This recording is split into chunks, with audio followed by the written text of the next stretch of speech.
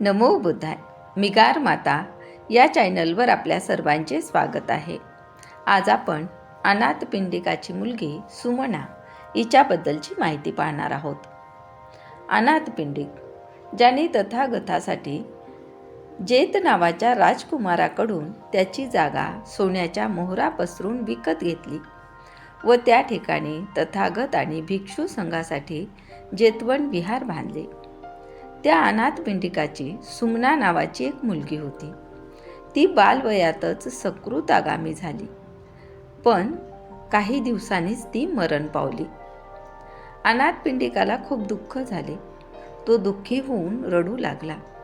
रडत रडतच तो भगवान बुद्धांकडे आला. भगवान, माझी सुमना मरण पावली. तथागताने त्याला समजावले.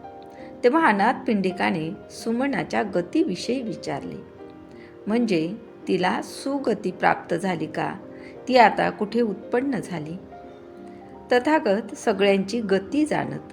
ते भूतकाळ, भविष्यकाळ, वर्तमानकाळ ह्या तिन्ही काळाविषयी जाणत असत. एखादे भिक्षूसुद्धा मरण पावले असता इतर भिक्षू त्यांना त्या भिक्षूची गती विचारित व तथागताने त्याची गती सांगितल्यावर ही गती कोणत्या कर्मामुळे मिळाली ते विचारत.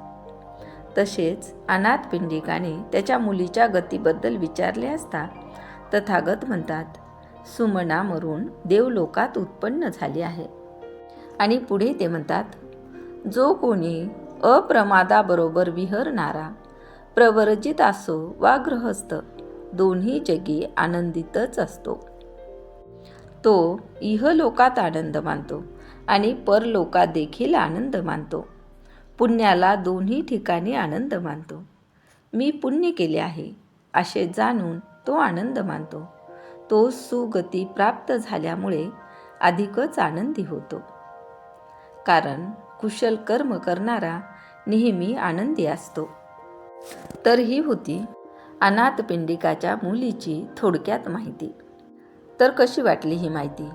ही माहिती आवडल्यास आमच्या चॅनलला लाईक, शेअर व सबस्क्राईब करायला विसरू नका. धन्यवाद.